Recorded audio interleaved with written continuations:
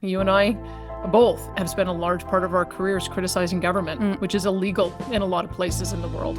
And whether you come from the left's perspective or the right perspective, you always have to be able to retain that right to say government is doing things you don't like and to be able to criticize it. Hey everyone, I'm Jamie Poisson. On the show today is Premier of Alberta, Danielle Smith. She is a big player and newsmaker in so much of Canadian political life, from the trade war with the U.S. to the major projects that are such a centerpiece of Prime Minister Carney's government. We talk about all of that and Charlie Kirk's assassination and its aftermath. This is clearly something that's resonating with Albertans. There were large vigils commemorating Kirk's life in Calgary and Edmonton. Smith is also at the center of some controversy for potentially using the notwithstanding clause to protect 3 laws that affect transgender young people. And partway through the interview, I'm going to pop in with some medical information that I just didn't have at my fingertips during the interview. So please do listen for that. Okay, here's my conversation with Danielle Smith. Premier Smith, thank you so much for coming on to the show. It's a pleasure to have you. Oh, nice to talk to you. I am hoping to start this conversation with Charlie Kirk's assassination and the aftermath of that. Much has happened since. And I wonder what is taking up the lion's share of your thoughts on this issue right now?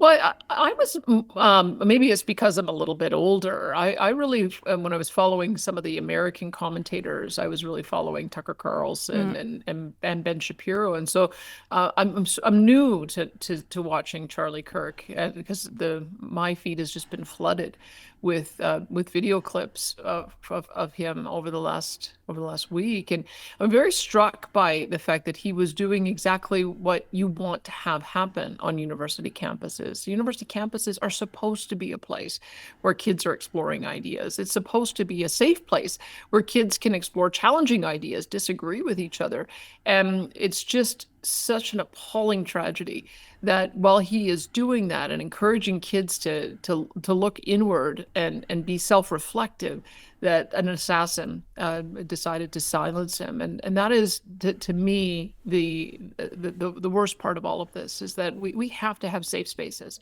for people to be able to explore ideas. And kids, university kids, have to get back to understanding that is part of the function of going to a university. If you're not prepared to listen to somebody who has different ideas than yours, maybe you shouldn't go to university, because that's what the whole purpose of it is. So I've been so saddened to see what has happened. I've been encouraged to see that a lot of people are having the same conversation that I'm having here today with you, saying that we've got to have a greater tolerance for people who have a difference of opinion. So I understand that he was creating room for debate and the exchange of ideas, and I agree. That's such an important thing. We all need to talk more right now. But after this horrible assassination, there were people across the political spectrum that, like you, argued that he was practicing politics in the right way. But there were others who have argued that this framing was essentially sanitizing his legacy. For example, he has said that the acknowledgement of transgender identities was, quote, one of the most destructive social contagions in human history. And he once said, prowling blacks go around for fun to target white people. And what do you make of that debate, that he wasn't practicing politics in the right way? I never heard him call for anyone to be assassinated. I never heard him celebrate anybody who died. And so anybody who's celebrating his assassination or celebrating the fact that he's dead is in the wrong. You can't do that. It's a criminal code violation to be wishing for somebody to be dead. And so we can have a whole robust discussion about ideas. And yes, some of those ideas sometimes hurt people's feelings. But there's a hard line. Don't call for people to be killed. Don't call people Nazis. Don't spin people into a state of frenzy that an idea is something that warrants somebody being murdered. I don't have a lot of sympathy for the other side of that argument. I think that we should all be able to recognize that there's a line, and anybody who was celebrating or his death has crossed it. Of course. I mean, I don't think that people making this argument or that he deserved it. And absolutely. That's kind of the argument. He deserved it. No one deserves to be killed for their ideas. I think the argument is more that by papering over or not acknowledging some of the more controversial things that he says, that it kind of makes these ideas mainstream. right? I mean, he has, for example, said that Joe Biden was a corrupt tyrant who should be put in prison and or given the death penalty for his crimes against America. I guess, do you think that at some point ideas can also become dangerous, right? Well, and we do have a criminal code sanction. If you call for the murder of somebody, or you call for a particular group to be targeted for death, yeah, that's actually a pretty strong line in the criminal code that you can't do that. But you should be able to have a robust discussion with people about a whole range of ideas. And some of it's uncomfortable, and some of it you're going to find that you can't find some common ground. But you can't have the kind of censorship that I think is often being promoted by those who get their feelings hurt about having their ideas challenged. And you certainly cannot create an environment where it's somehow normalized for someone to be shot because they end up having a different opinion than you. So I would hope that we could all understand that where we have to get to is we have to get back to having campuses being a place of robust free speech, and that we can't ever tolerate anything like this happening again. Related to that, I've been watching you talk about the importance of free speech for many years now. And since the Kirk killing, both the left and the right in America have talked about how there is a dangerous crackdown on free speech. For example, ABC has pulled Jimmy Kimmel from the air after a monologue he gave was criticized by the chair of the FCC. And Donald Trump recently floated this week the idea of revoking broadcast licenses for TV networks that speak out against him. And how are you thinking about free speech at this moment? Well, Alberta's a different place, and we intend to be able to keep an environment where we are able to have robust debate and discussion and free speech. And I think we do really well in that regard. So I'm really more interested in the kind of environment I can foster in Alberta. Others are making different decisions in different jurisdictions. I think it's wrongheaded. I mean, you have to remember, you and I both have spent a large part of our careers criticizing government, which is illegal in a lot of places in the world.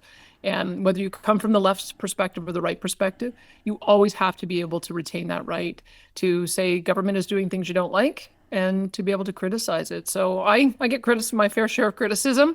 And my view is that I have to be able to go onto forums and explain why I'm doing what I'm doing so that I can hopefully foster some understanding. But that is not the pathway that I go down. I just know I wouldn't have been able to have the career that I've been able to have doing the things that I've done in many, many countries in the world. And I'm grateful that we have such a robust environment for free speech in Canada and in Alberta in particular. Okay. I was hoping to ask you about a government memo leaked earlier this week laying out how you and your government plan to invoke the notwithstanding clause to block any legal challenges against your 3 laws dealing with transgender youth. And just for our listeners, just for clarity, these laws generally deal with banning transgender women from participating in women's sports and institutions, banning pronouns or name changes without parental consent for students under 15, and banning gender-affirming care, so hormones and surgery for minors.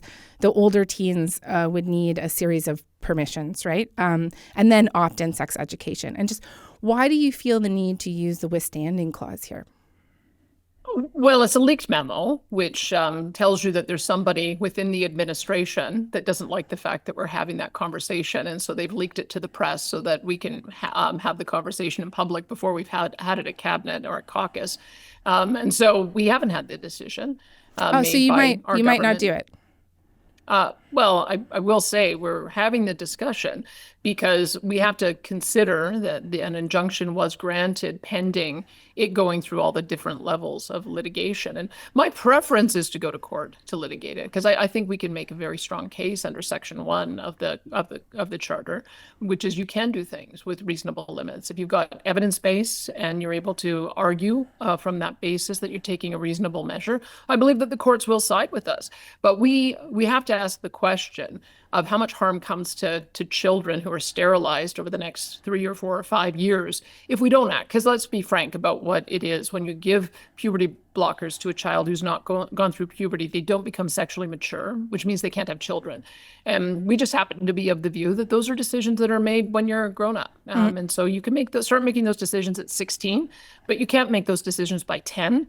And you shouldn't have anyone other than that person able to make a decision that is that important to their life path. The notwithstanding clause was intended to be used, as I understand it, sparingly in emergencies or a last resort, essentially. And as you know, the Supreme Court is now being asked to weigh into how it is being used in relation to Quebec's religious symbols law. And do you think that this is what it was designed for? Yeah, I think it's exactly what it was designed for, because we have a difference of opinion about this issue. And we have lots of situations where 10-year-olds are restricted in their decisions. We don't allow them to drink, do drugs, sign contracts, join an army, work. And so for us to now say, well, we'll make an exception and they can sterilize themselves with the permission of their parents and the permission of a doctor, I just think that's at odds with how we treat 10-year-olds and children who are 15 years of age and under. Now, we treat children who are 16 years of age and older differently, because we recognize that there's a maturity level and they can take on more and more adult decisions, not the complete range. They don't get to make the complete range of adult decisions until 18. Mm-hmm. But I think that there's a difference of opinion on this. And when you have a difference of opinion, then you litigate it out. But in the end, I believe in parliamentary supremacy. And that means that politicians do get to have the final say. Just one of the moral arguments against this is that many people in the medical community argue that restrictions on gender-affirming care or on pronouns may lead to worse mental health outcomes for trans youth, that delaying or denying this kind of care could cause distress, dysphoria, risk of self-harm, like suicide. And I know that some of the parents of trans youth have come out already to say that they worry that these laws will interfere with treatment that their children need for their own mental health. And what would you say to those parents? There's lots of doctors who take the idea of watchful waiting, that there are lots of issues that kids are going through when they go through puberty. Their bodies are changing. They may have same-sex attraction. They may feel uncomfortable in their body. They may have issues that have not been resolved. Maybe they've had some trauma that needs to be worked through. And so that's part of the reason why you wait until they're of an age that they can process the long-term consequences of what their decisions might be. Doctors aren't always right on things. And so I'm looking forward 10 or 20 or 30 years when people are asking, why didn't somebody stop these doctors from sterilizing 10-year-olds? And that's what we're doing. We're going to prevent that future harm and still allow a pathway once a child becomes old enough to understand the consequences of their decision, to be able to make those choices. And that age is 16. Okay, so according to a 2023 position paper from the Canadian Pediatric Society, hormone blockers do not permanently impact fertility. They're intended to pause or slow down puberty, which typically starts around 10 or 11. But for people who go on to take gender-affirming hormones, the paper also says that taking testosterone and estradiol can, quote, permanently decrease fertility to an extent that is not yet fully known. I want to spend some time now talking about Alberta's economic future. In light of recent announcements by the Carney government, the Major Projects Office just opened, I believe, in Calgary, and there's now a list of major projects that are set to be fast-tracked. And you said that you are more optimistic than ever that the concerns of Albertans are finally being heard. What is it about this government that you think is good for Alberta? I would say the jury is still out. I'm hopeful that this is a true change of direction. I've seen some positive signs. I mean, when I look at this current prime minister, I have to look at his actions through the realm of, or through the lens of, would Justin Trudeau, his predecessor, have done this? And I'll tell you the things that I'm encouraged by. Number one, when he first got elected, he got rid of the carbon tax. Justin Trudeau would not have done that. Number two is that he campaigned on making Canada the strongest economy in the G7 and being an energy superpower on both conventional as well as renewable energy. I don't think Justin Trudeau would have done that.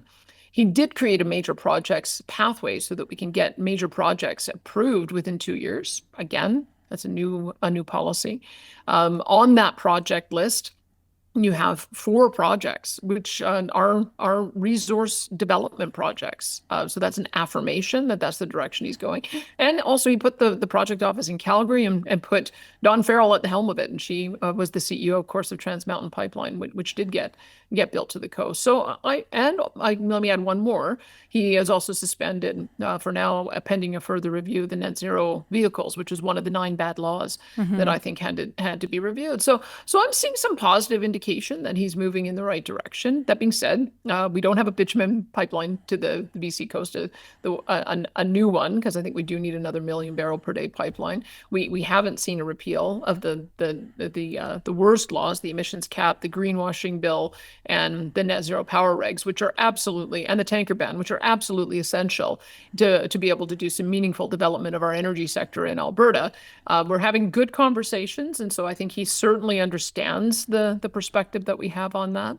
But I'm waiting to see if we can get to a grand bargain agreement. And that means bitumen pipeline, the Pathways project to decarbonize the existing oil sands operations on the upstream, as well as a significant movement on the 9 bad laws in order to create a better investment climate. And I think we're all hoping that we'll be able to have that in time for the next announcement of major projects, which he's slated for November the 16th during Grey Cup.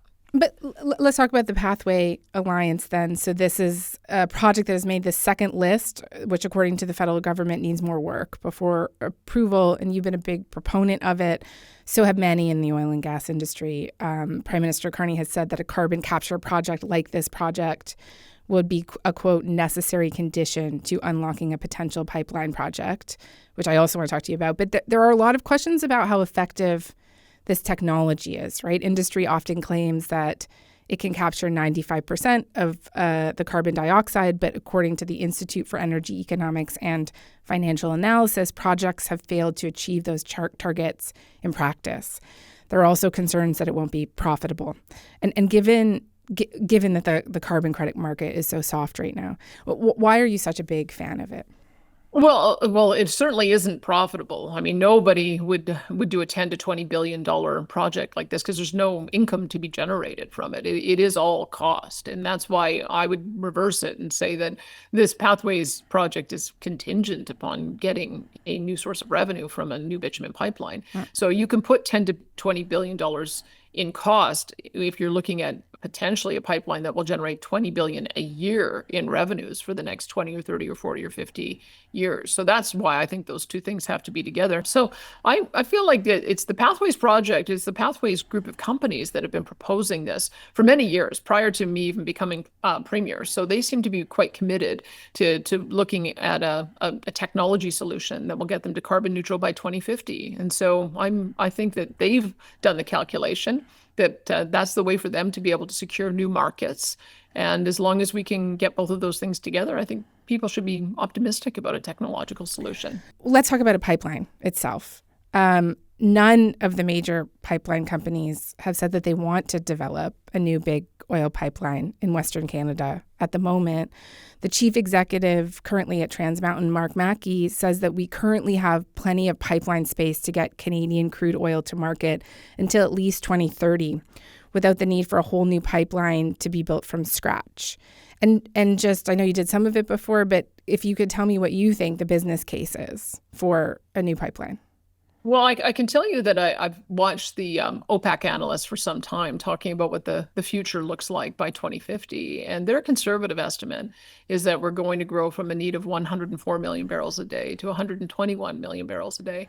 And the International Energy Agency finally has stopped doing backcasting and started doing forecasting again. And they've understood and came up with a correction just this week, saying that you can't create forecasting models based on what you wish will happen and what policymakers say they're going to do. You have to do it on the basis of what reality is and what is actually happening. And so what they're talking about is renewables being additive to the current system. But I'm going to suggest to you that I think all types of energy are going to be additive because we've got 4 to 5 billion people on the planet who want the same quality of life that we have. And to be able to do that, you need reliable sources of energy. And traditional hydrocarbon fuels are the kind of energy that we need. And so when I look at the United States being the largest economy in the world, we already export to them 4 million barrels a day. They may well see their existing fields start to decline. And so they will need to have some backfill. When I look at what happened with Trans Mountain, half of that product is now going to Asian markets, Korea. They have 3 heavy oil refineries that have started taking shipments, and they committed to buying 1 million barrels a month from us, and they want more. And I think that we'll see those same kinds of opportunities in India, in Spain, and in other jurisdictions where they rely on heavy oil, because heavy is allows you to make a whole range of products, not just gasoline, diesel, and aviation fuel, but also all the petrochemical products, and including asphalt, which we're going to need regardless of whether we've got combustion engine vehicles or electric vehicles. We'll all need roads to drive on. So that's the reason why I would argue that we're going to see a movement towards emissions reduction, but we're not going to see a movement away from oil and gas production. And we want to be a player in that future world. If the market for the product is growing, then Canada should have a growing share of it. And if we can get a greater number of customers because we have a lower carbon barrel, then all to the good. I think that'll be good for not only the environment, but also be good for energy security. I take your point about forecasting, but do you worry about global oil demand going down? So, I mean, the International Energy Agency, they have said that they believe that oil demand will peak by the end of this decade. So do you worry that we could have a pipeline, go through all of this effort to build a pipeline, and then not really have a use for it? As I said, International Energy Agency realized they have to stop their hopeful thinking, forecasting, and do real forecasting. And in the real world, what we're seeing is that there are a lot of nations in the world that want to develop their economies. And the best way to do that is with reliable fuels. We know that solar and wind are intermittent and need to have a backup. And the backup is natural gas. That's the way that most markets that have been able to accept more solar and wind onto their grid have been able to operate. So I just look at what I see in the world. I look at where the real opportunities are to reduce emissions. And the real opportunity to reduce emissions is in being able to have less coal, less wood, less dung being used for fuel sources, and more clean burning natural gas. And then on top of that, looking towards the development of hybrid vehicles. Hybrid vehicles are a pretty good solution where you can get electricity when you're doing the short haul drives in the city, but then you also are able to use a reliable fuel when you have to do longer drives. So I think that incrementally we're going to be moving to lower and lower emissions, but at the base of it, you're still going to see a very large demand for hydrocarbon fuels. I'm curious to know, what if you don't get a pipeline? I know you've been traveling the province. You've been hosting these Alberta Next town halls where you've been hearing directly from Albertans. Are they telling you that they expect you to deliver on this front? Is there a tranche of other things that you and Albertans would consider a win here? Well, I have said that the 9 bad laws that I put on the table, that's table stakes. Like, that is my short list. That is not my long list. There's a whole pile of other things that irritate me about the federal government. And we've got about 15 lawsuits of ways in which they're intervening in our jurisdiction. But you can solve a lot when people are making money. You can solve a lot when people have jobs. You can solve a lot of public problems when you've got the revenues to be able to pay for the pressures in healthcare and education and public infrastructure. And that applies equally to Alberta as it does to the federal government. And so profitable companies are good for all of us. And so that's been our basic pitch, is this isn't just about Alberta, it's about Canada, and it's about helping out our international trading partners and allies as well. But there's no question that Justin Trudeau created a separatist movement in Alberta. I've been watching for several years. I mean, the last time the separatist movement had any kind of success was in the 80s, when Gordon Kessler got elected to politics, and Brian Mulroney came in and reversed the National Energy Program, and that sentiment dissipated. Well, Justin Trudeau created the same kind of separatist sentiment in our country, and I think that Mark Carney, by undoing some of those bad laws, will also be able to deflate it. But he has to take action. I was telling you, just a final question. I was telling you at the beginning of this, when you came on, that I was in Alberta a couple of months ago, and I did speak to a lot of people who were kind of like had their hands hovering over the separatist button. Like, they're not interested in pushing it right now, but they have a real wait and see. And I think what I'd love to try and get a feel for from you is, like, what would be acceptable? Like, is it a pipeline or bust? Because they're also, a lot of them were looking to you, and they were looking to you to kind of spell out what an acceptable package would be. Well, I think you have to understand that a pipeline only gets built if there are producers willing to fill it with barrels. And so, yeah, I suppose we could build a shiny new pipeline. But if you have a tanker ban and aren't permitted to load any of your resource onto a tanker, no one's going to put anything in it. If you have an emissions cap, which currently is so stringent, it would actually require us to shut in production by 2 million barrels by 2035. No one's going to increase production.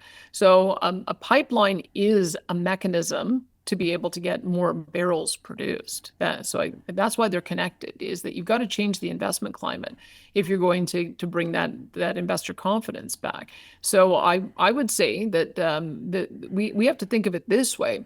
We had 3 projects that should have gone ahead that didn't. The Keystone XL project, the Energy East project, and the Northern Gateway project. If those 3 had gone ahead, they would be generating 2.5 million barrels of oil per day and about $55 billion in GDP for the country. And so that's billions of additional dollars that would go a long way towards addressing the federal deficit or our NATO commitment. Those are billions of dollars that we would use to be able to address healthcare and education. And so that's what I look at as the missed opportunity of the last 10 years. And we don't want that same missed opportunity for the next 10 years. And if you feel like you've missed this opportunity, if you don't get everything that you've asked for, just one more question. Is this an issue of national unity for you? Well, it's an issue of national unity for Albertans. I mean, there is already a petition campaign that is generating signatures to ask the question, do you want to remain in Canada, yes or no? I think the petition signature campaign comes to an end in October, and I'm watching that with interest to see if enough people signed on to that. But there are pretty stark implications if that goes to a vote and Albertans are not feeling confident in Canada and decide to vote no. I want to avoid that. I want Albertans to feel like Canada respects them and that the federal government respects them, and that the federal government is going to do its job of helping us get our products to market, not block them from getting to market. So I think that the country is with us because the former government of Justin Trudeau was facing wipeout. I mean, I think we have to be honest about how bleak it was and why they so quickly acted to change their leader. But their leader only won because he was saying many of the same things I'm saying, that we need to be an energy superpower, we need to support conventional and new energy, we want to be a strong economy in the G7, and we've got to be practical about how we balance emissions reduction targets with economic growth. So I think there has been a major change of heart on the part of Canadians, and a major change of heart that they expect to see represented in their government. So we'll see. I mean, as I said, I've had some very good conversations with the Prime Minister, but we have to see some action on those fronts, and we have to see it very soon, because I've been at this now for 3 years, trying to get to some kind of accommodation, and have been unsuccessful. And I think Albertans are running out of patience. Okay. Premier Danielle Smith, thank you very much for this. You bet. Thank you.